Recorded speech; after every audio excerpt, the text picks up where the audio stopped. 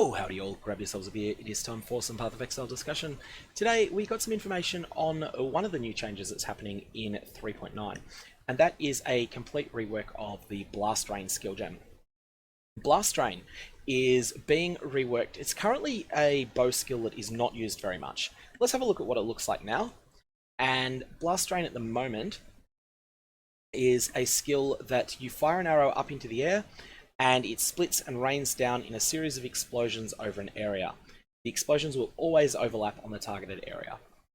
So basically, it's like you fire 4 arrows up in the air currently, and each one of them lands. There's a small overlap, very small overlap, but if the monster that you're targeting stays still, then all 4 of these projectiles will hit it and it will take massive damage. Currently, if your bow does 1000 damage, each one of these little shots will deal 476 damage at gem level 20, and so that's approximately 1900 total damage, 1904 total. But importantly, it's all converted to fire, and the skill inherently penetrates 15 to 25% fire resistance. That's 25% at skill gem level 20, starting at 15% at level 1. So let's have a look at the changes that have been made. This is the 2020 gems, so we don't have every change that's being made. Firstly, I'm hypothesizing that the quality bonus remains the same, because 10% area of effect is exactly what quality gives on this gem right now. We're still full converting to fire. We're now only dealing 356 damage per arrow, down from 476. However, it fires 5 additional arrows, so that's a total of 6.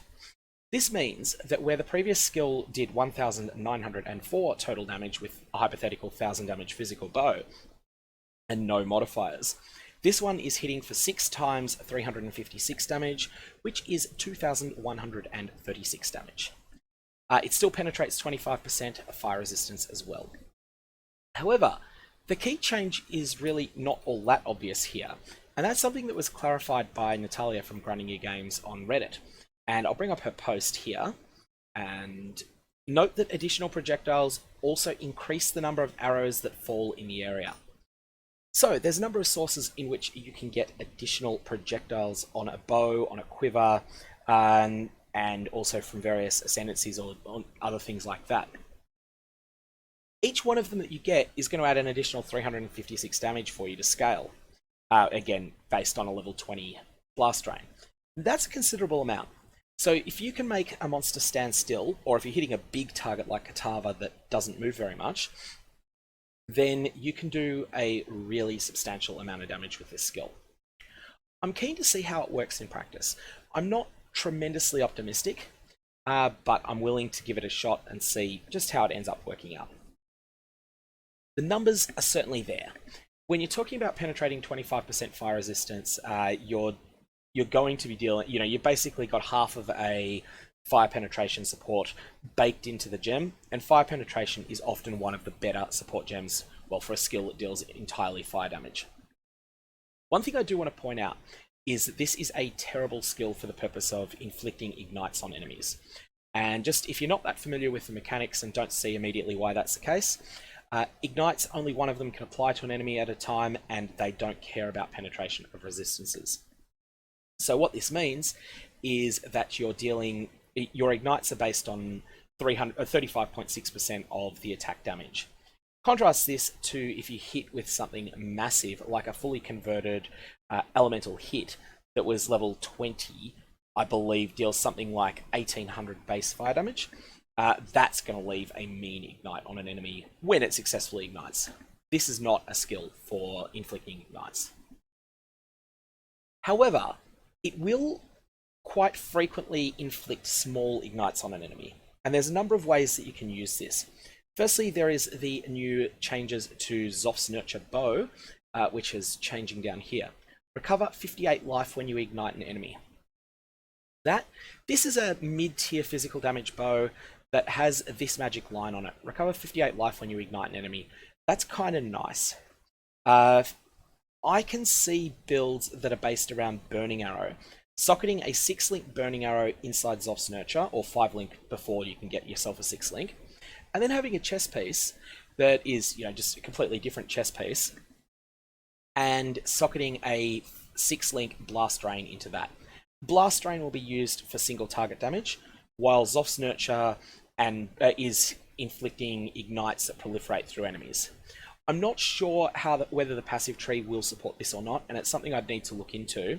But my gut says that if you are playing a Burning Arrow build with Zoph's Nurture, you will probably at least want to consider running Blast Rain either as a manually cast skill or manual attack, or alternately as a skill that is used from a totem. Now, let's talk ascendancies that you might want to use this skill with.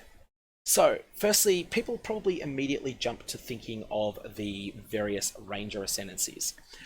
I'm not that impressed with the Deadeye here. The Deadeye is the quintessential archer in Path of Exile, but unfortunately, I feel that the absolute strongest thing about the Deadeye ascendancy is the ability to kite around like a maniac and fire off attacks that chain and kill enemies around corners. Well, the last thing you want to do with Blast Rain is kite. If you kite, the enemies will not, an enemy will not be hit by every one of the projectiles from this skill. At least assuming that it still works mechanically reasonably similarly to how it works now.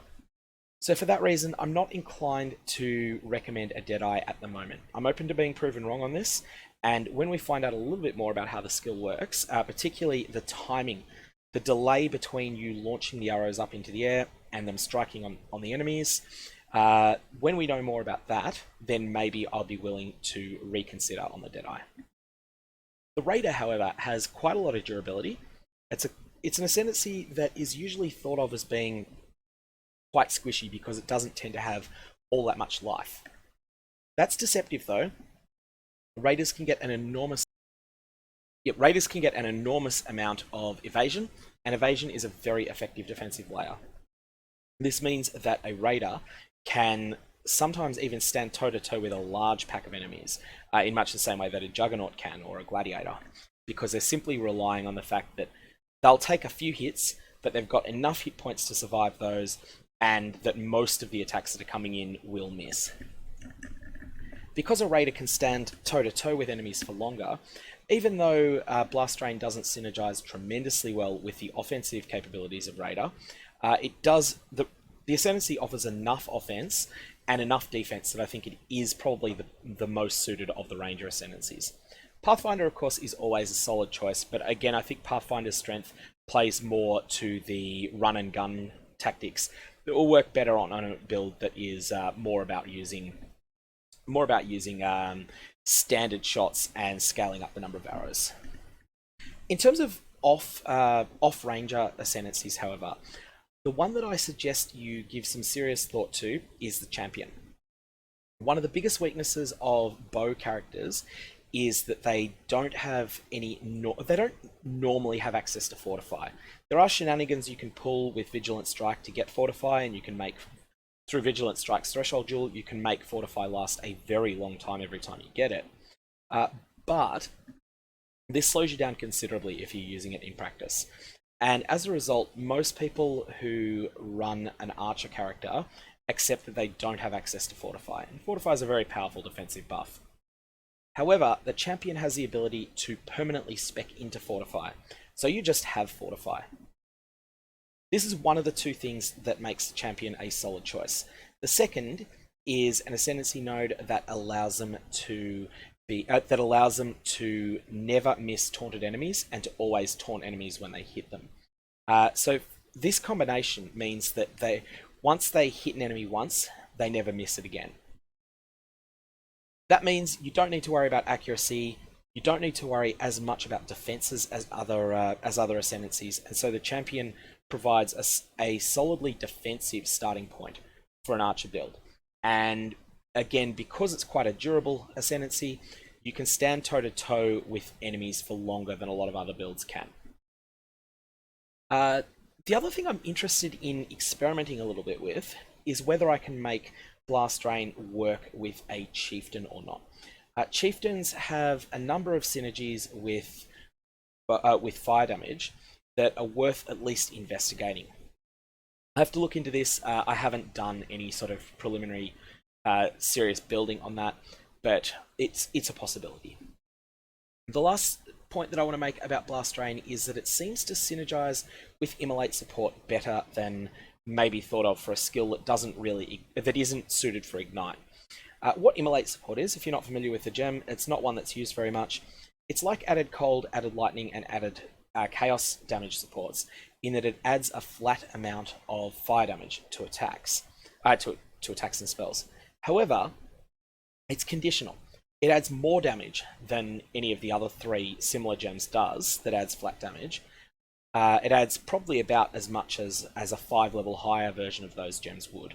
However, it only works if the enemy is already on fire. Now, Blast Drain, because it hits frequently and hits for a lot of very small amounts of fire damage, Blast Drain is something that is likely to put incidental ignites on an enemy. I don't think you can scale these ignites very effectively because all the reasons mentioned before, but you will accidentally set enemies on fire with it. Once they're on fire, Blast Drain will scale up hugely by getting the big gobs of extra damage that Immolate support offers.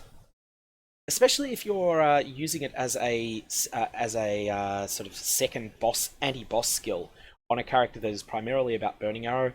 So you set them on fire with Burning Arrow first, and then you can use Blast Drain and Immolate to really just hammer home some damage. I think that may be an effective way of playing in 3.9, but we'll have to test it out in practice. Anyways, I'm going to leave it at there at this point. If you've got any comments or questions, definitely fire away below. Otherwise, have a good one.